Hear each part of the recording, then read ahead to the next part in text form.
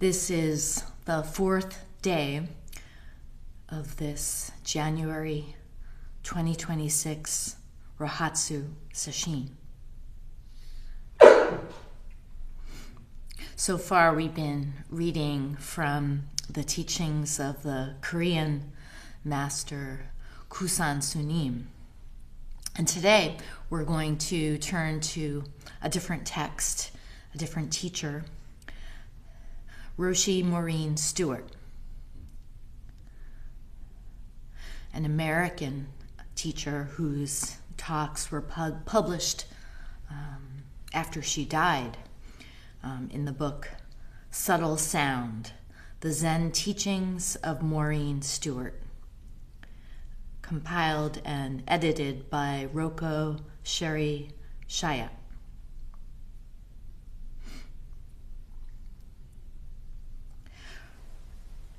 Maurine Stewart was one of the first female Zen masters in the United States. According to her biography, she was born in Canada in 1922.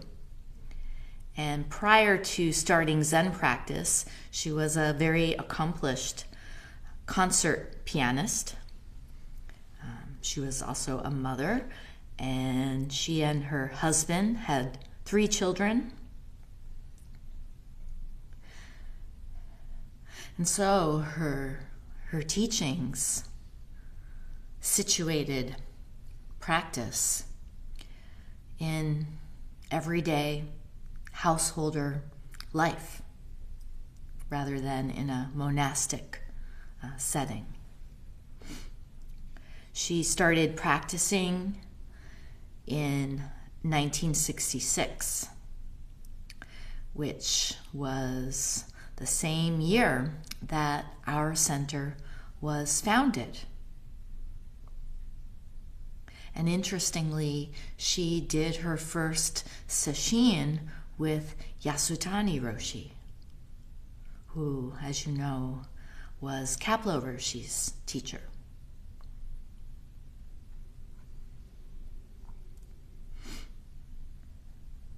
For a period of time, she also trained in the Rinzai tradition with Edo Shimano Roshi, and he ordained her as a priest.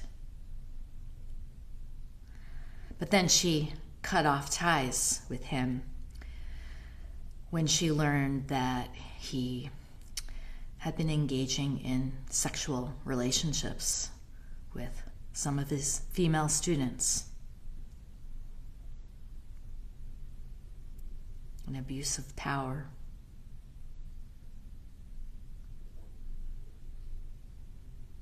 She eventually became a student of Soan Nakagawa Roshi after that, and in 1982, he authorized her as a teacher.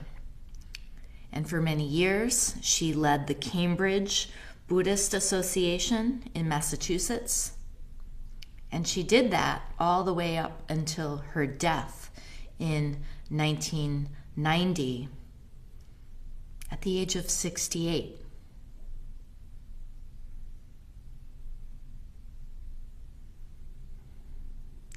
We're going to start with a chapter titled Sesshin Mind, Universal Mind, which is chapter 14.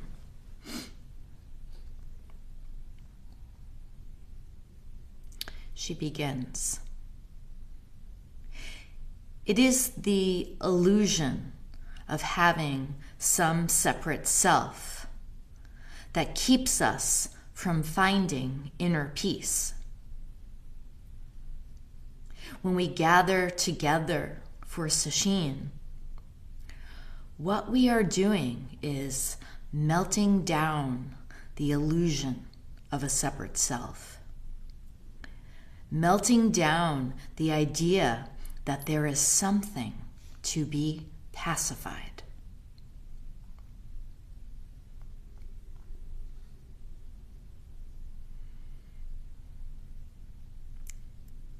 Often people come to Zen practice seeking refuge, seeking a way out of what feels like a very unsatisfactory life. That's certainly how it was for me.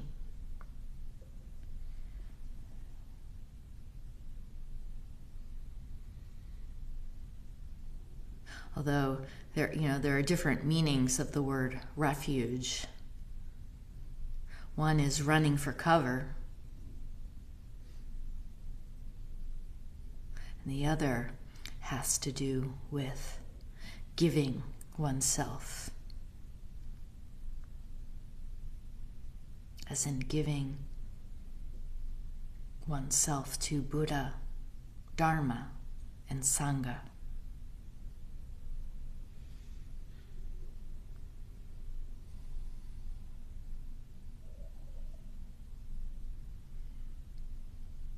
And as for feelings of dissatisfaction, the tendency is to assign blame for the conditions we find ourselves in, assigning that blame to other people, to events, circumstances, anything that's external to us, as if life is bearing down on us, as if life is something that is happening to us rather than it being us. So here when Maurine speaks of melting down the idea that there's something that needs to be pacified, she's speaking of this pattern of thinking that a lot of us have.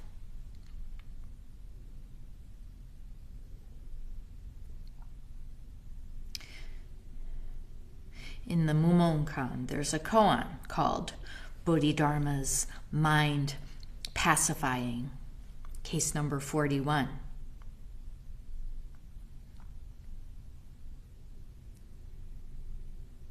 While Bodhidharma was sitting facing the wall, Dazu Huike, who eventually became the second ancestor of Zen, was standing in the snow outside. He cut off his arm and said to Bodhidharma, "Your disciple's mind is not yet at peace. I beg you, my teacher, please give it peace." To which Bodhidharma replied, "Bring your mind here, and I will set it to rest."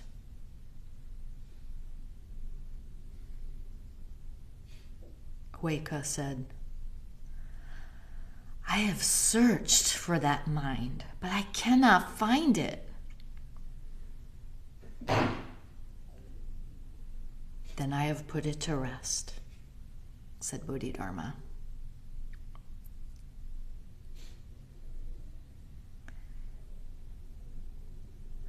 Where is this mind that needs to be pacified, to be put to rest?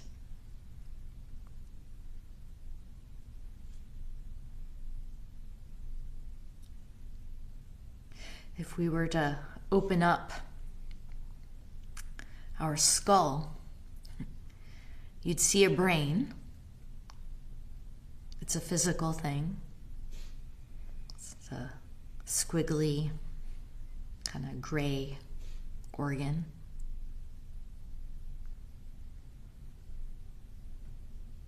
It functions through circuitry and chemistry. It's tangible. But where's the mind? The mind is not the same thing as the brain.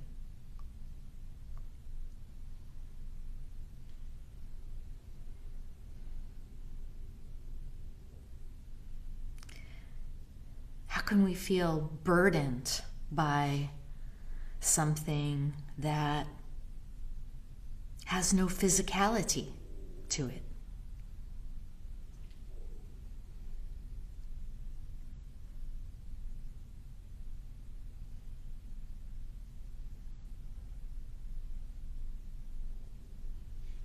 It's a mystery.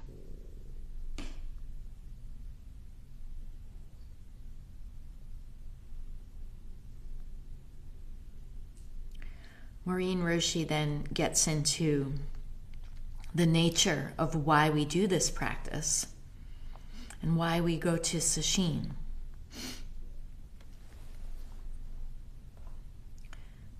She says, what does the word sesshin mean? The first character, setsu, means to join, to collect, to receive, to transmit, to continue. And shin, of course, means mind. We are not here to just collect our minds. This is not just a time for us to receive something, to transmit something just for us. It is a time for us to join our minds to the mind of the universe.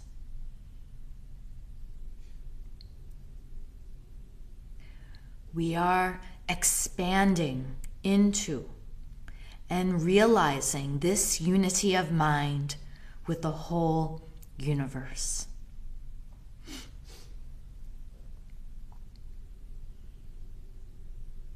Sesshin also means fasting,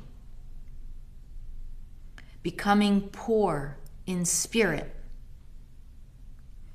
letting go of everything, not grasping, not panting after anything. Just doing what needs to be done step by step.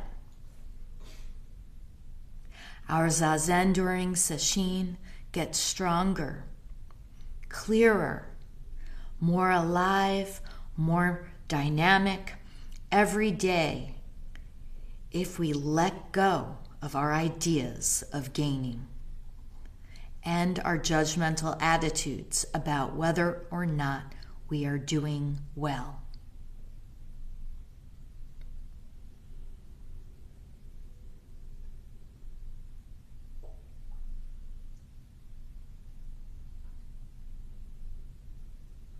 Gain and loss and right and wrong, once and for all, get rid of them.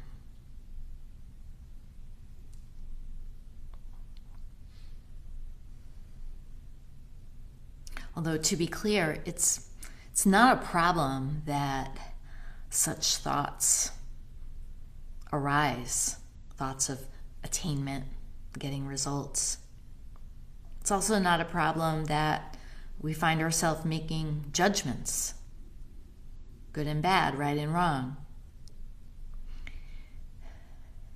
It's what we do with those thoughts in the moment we notice it that matters. Thoughts themselves are not a problem because just like the mind, it doesn't have any substance to it.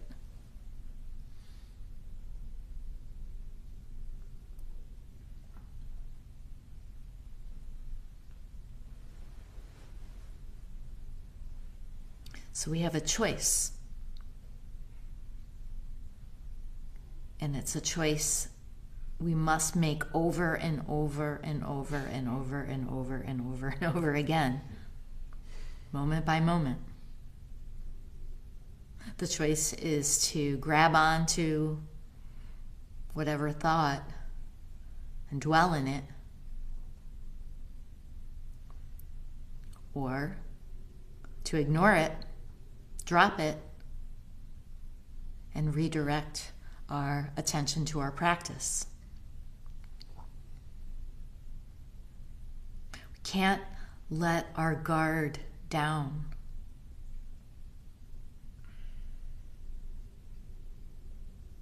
And fortunately, this work gets a lot easier with each passing hour and block of sitting and day of sitting.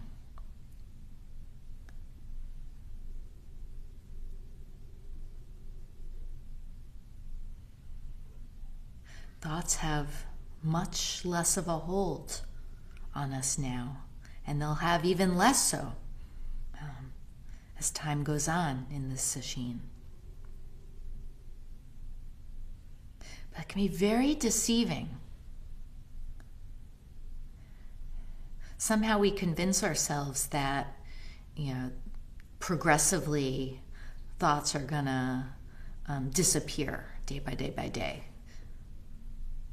Mind's gonna become clearer, clearer, clearer, clearer. It's not how it works.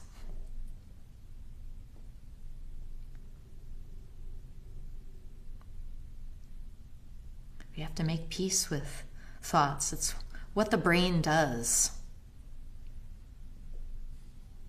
It's part of the circuitry and the chemistry of it.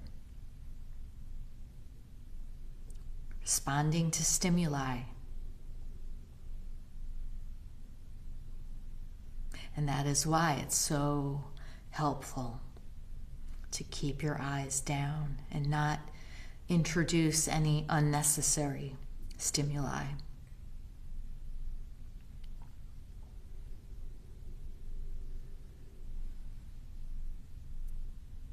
The other thing is that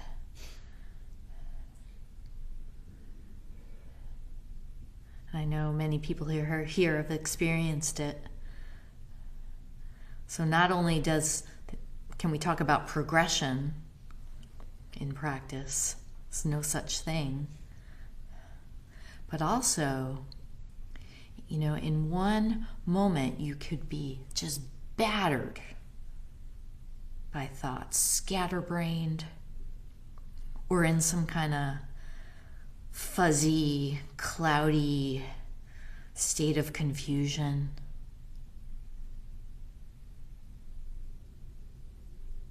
And then the next thing you know, poof,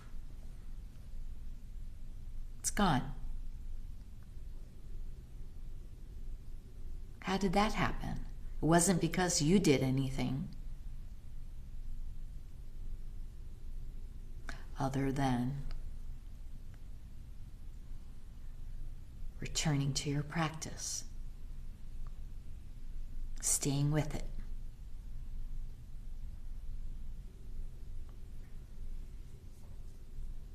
I remember I used to get really thrown off by this in the later days of sesshin, because I would tell myself, okay, I'm doing all this sitting, all this yaza.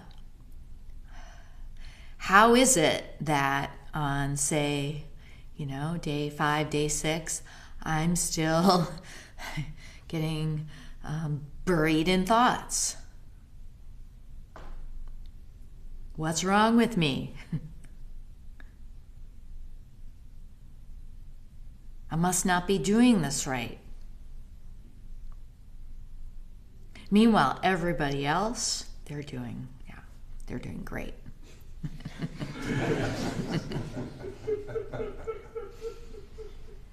Everyone else is flying high, and here I am.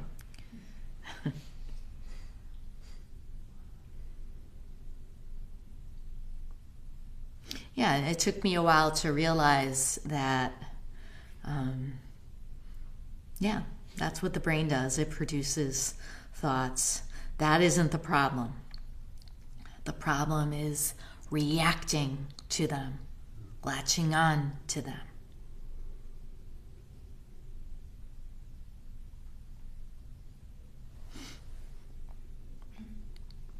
She continues. The conscious mind that we use habitually in everyday life becomes unstable from time to time. We all know this. And unless we have time to connect with this universal mind, our condition doesn't improve. When we take this time, when we immerse ourselves in sesshin after sesshin, we find that we are functioning more surely, more clearly, more joyfully, more energetically in our daily life. And above all, we have a better connection with all human beings with whom we come in contact. When we first start sesshin, we may be very annoyed by something or by somebody's particular way of being. As the days go on, these likes and dislikes melt down. And by the end of 5 or 7 days, there is no more of that judgmental attitude.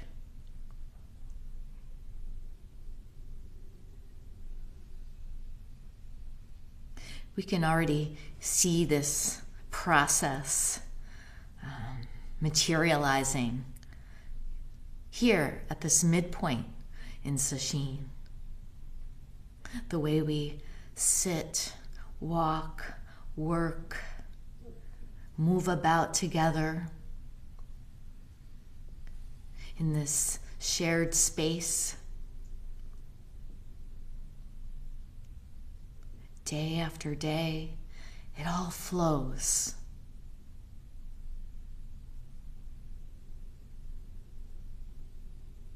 And it's something we can feel intimately.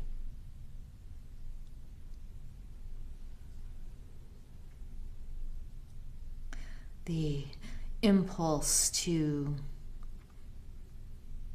separate oneself, prioritize oneself, put the self forward, assert it, has faded.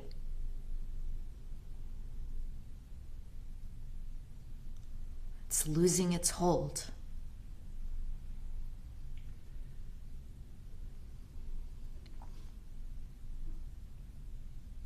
She goes on, we have made a deep connection which has nothing to do with, is it good? Is it bad? Do I like it? Don't I like it? It goes far beyond that. This is what we taste together here in sesshin. We get rid of the self-centered mind, the competitive mind, the proud mind, the gaining or losing mind. We let go of all of it.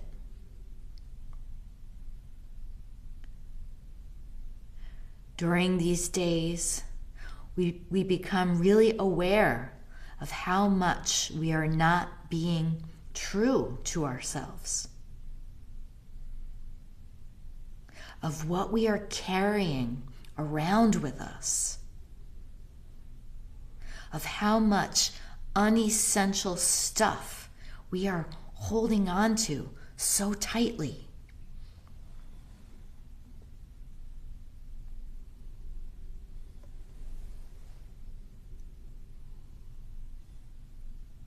This is a practice of fearlessly being who we are. Precisely the person we naturally are. With no affectation, no pretension. It requires a lot of integrity and a lot of humility. If we are true to ourselves in the depths of our being, then we can be true to all other beings.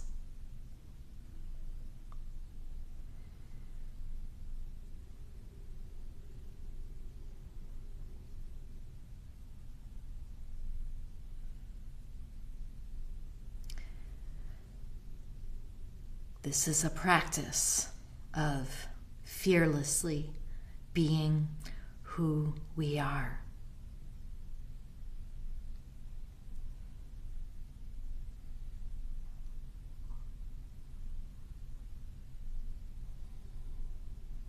Our authentic self.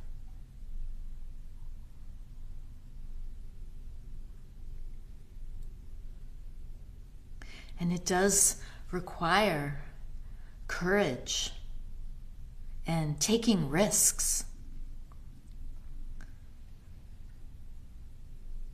It can feel scary and risky to let go of our self-narrative.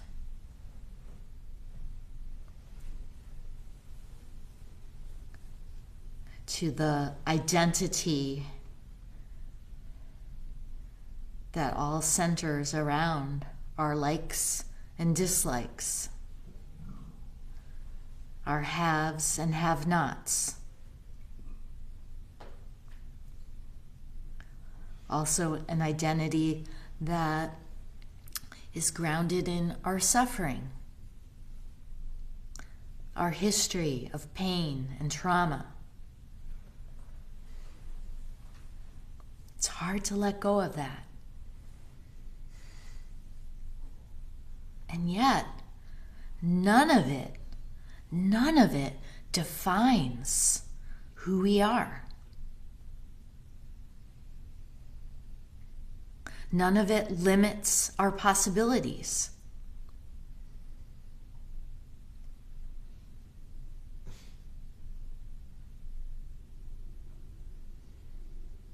We need to find a way to let go of constantly telling ourselves,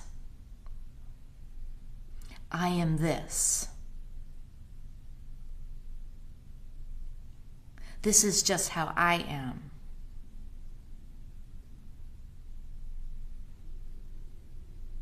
As if you're stuck in place.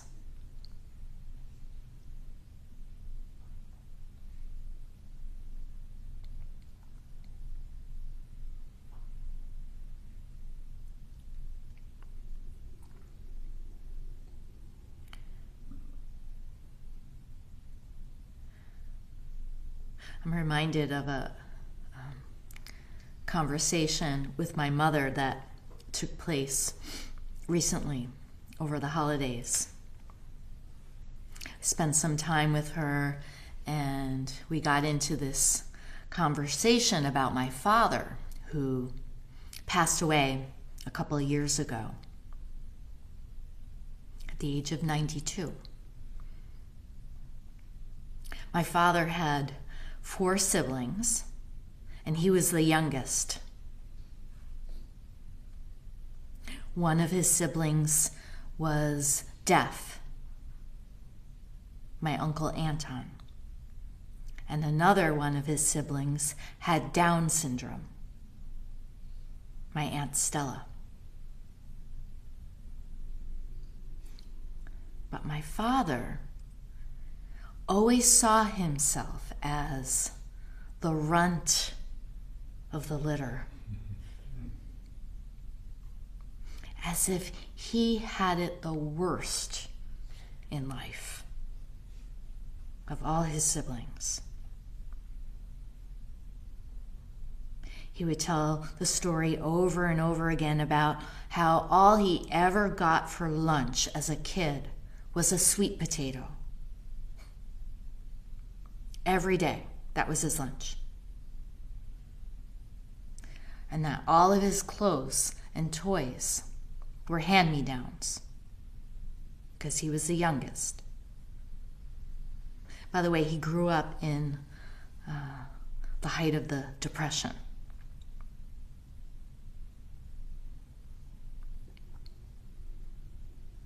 And his mother was an immigrant from Poland. And she was very Polish.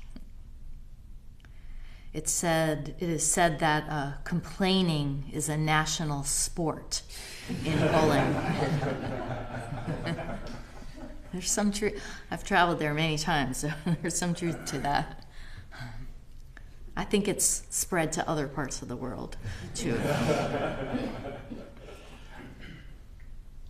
Anyway, my father clearly was like attached to this narrative of being downtrodden and neglected. Until one weekend, this was while he was still alive, my cousin John, which is my Uncle Anton's son, came to visit. And of course, lots of stories were told. We hadn't seen each other in a long time.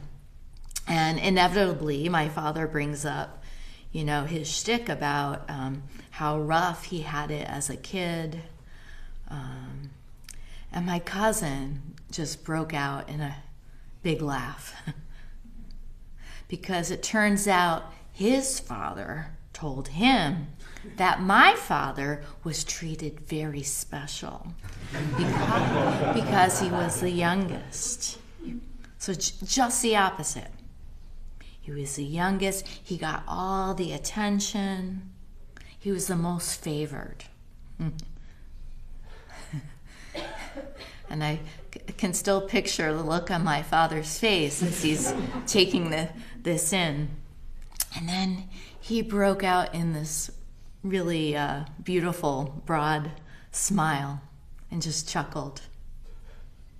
It was like he just got busted.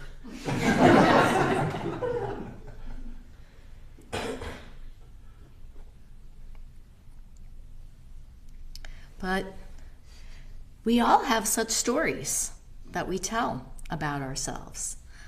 I'm like this, I'm like that. This is just how it is for me. As if we're unchanging. As if we're a fixed self. And this shows up in sesshin in small ways. Telling yourself, I can't do this, I'm not good at this, I'm a lost cause. I can't do yaza, I'm not ready for that.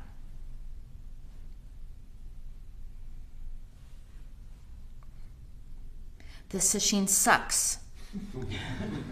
I can't wait to get to day 7.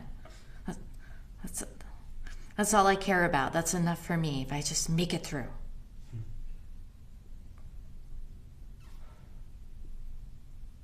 And then on the flip side, there are ways we can take pride in our efforts. I sat up all night. Oh, I'm doing really good in this sesshin. I can feel it. Everything's flowing. I was the first to arrive in the zendo this morning. Look at me.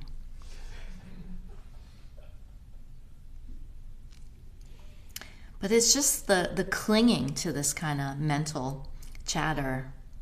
That's the problem. That's the mistake that we make. Because you get locked into this idea that you're a separate self and this notion that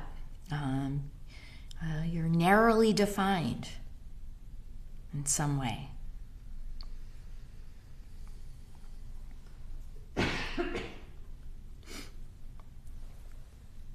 Maurine Roshi continues.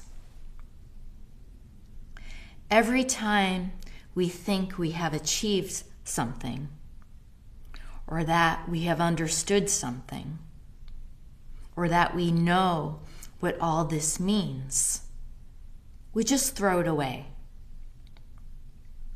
During this time together, we are constantly paring down, constantly letting go of these opinions, these fixed thoughts, for or against. And we are committing ourselves to listening, to accepting whatever comes along, rather than closing up or defending ourselves against it.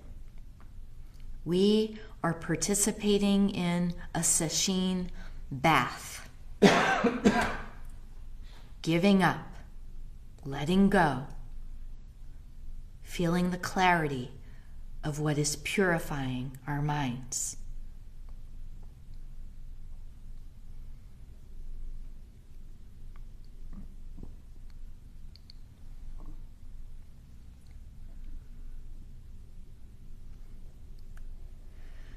Throwing everything away, giving up, holding on to nothing.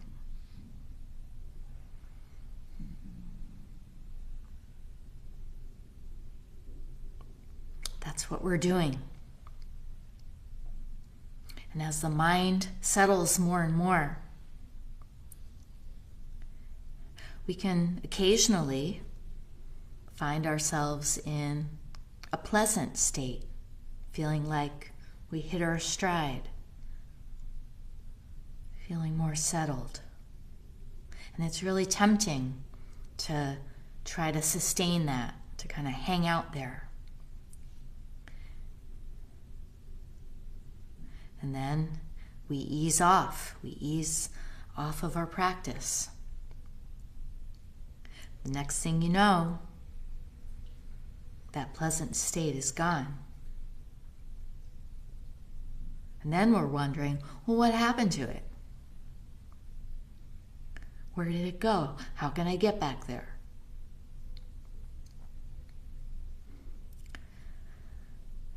There's nothing to hold on to.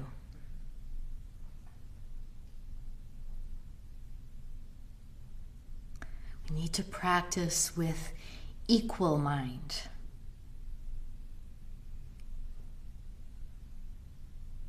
Through ups and downs, twists and turns. Equal mind. Not holding on to anything.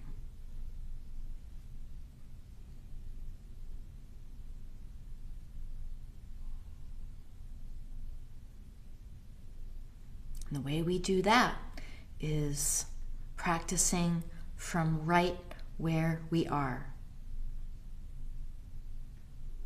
From here.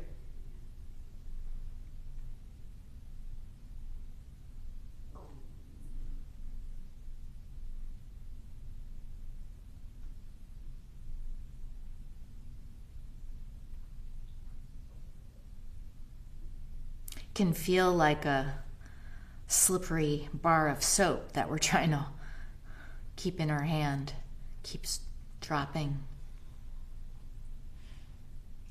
That's just how it is. Keep picking it back up.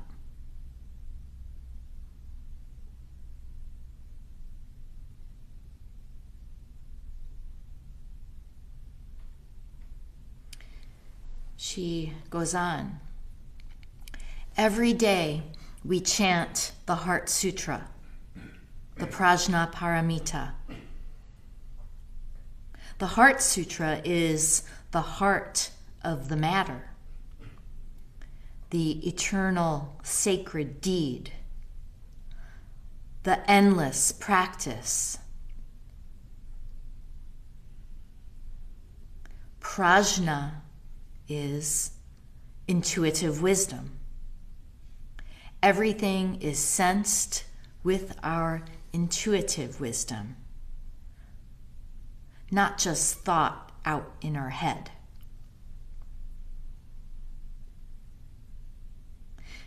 It's our intuitive wisdom that's functioning when we respond spontaneously.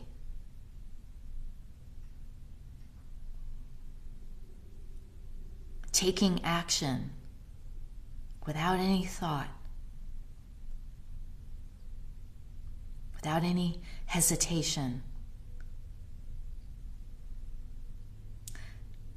It's also functioning in the way we harmonize our actions together.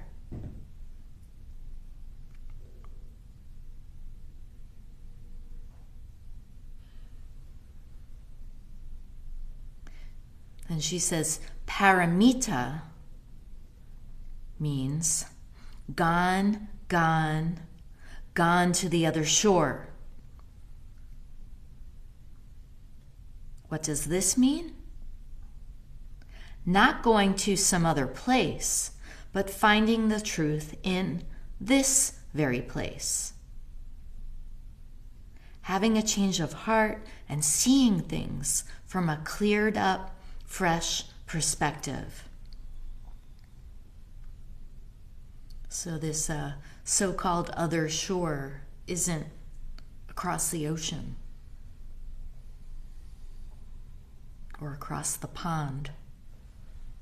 It's here.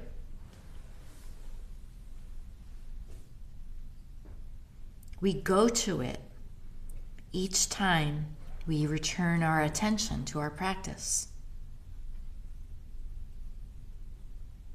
We go to it each time we return our awareness to this.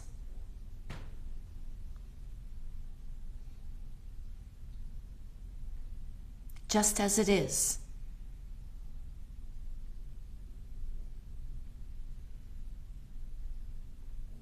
Purely.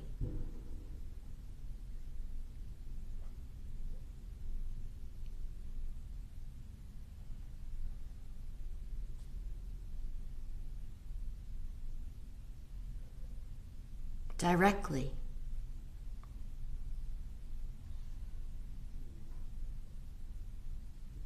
Without the filter of thoughts.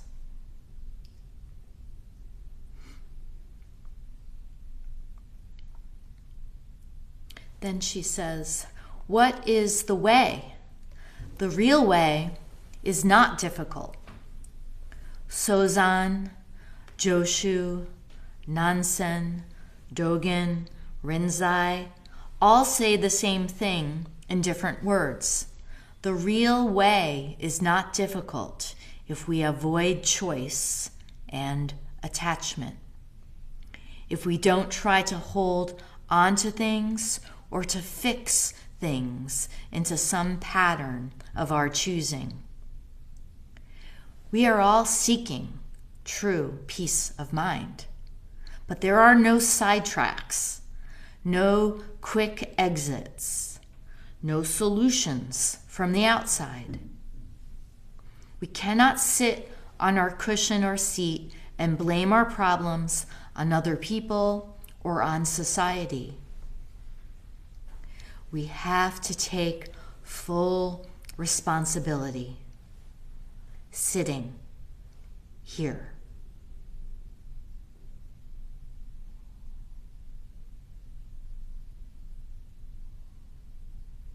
We have to take full responsibility. And we're doing that right now by sitting here.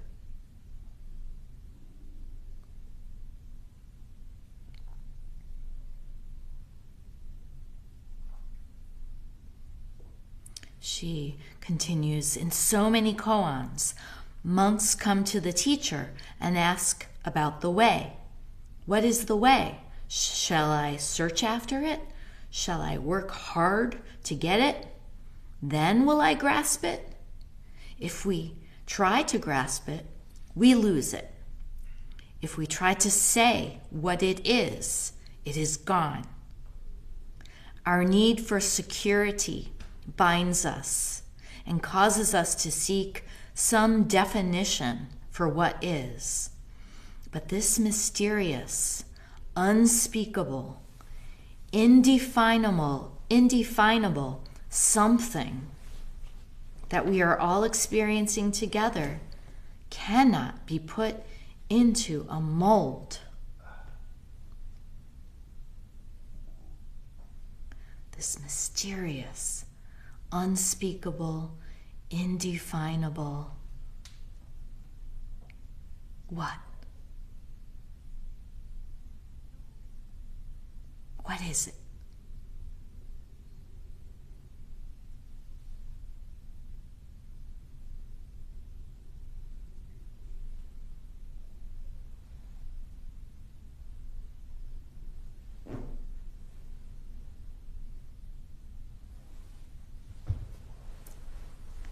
We want to figure it all out.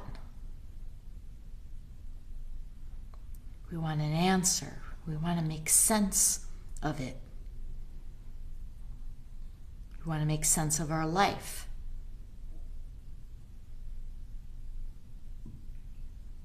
That's all, that line of thinking is all fueled by the notion that something's lacking and that there's something to gain. And that this something to gain is off in the distance and in the future. We just need to figure out how to get it, how to get there.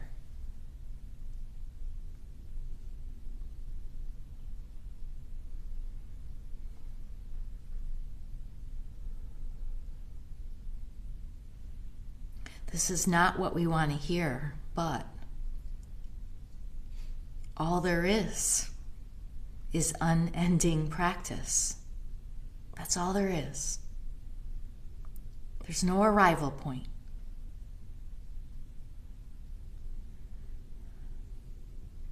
All there is giving ourselves wholeheartedly to our practice, moment by moment.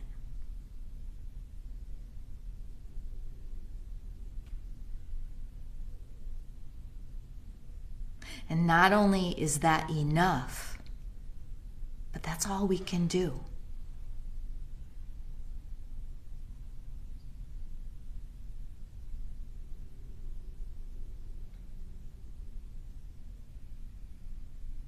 We'll stop here and recite the 4 vows.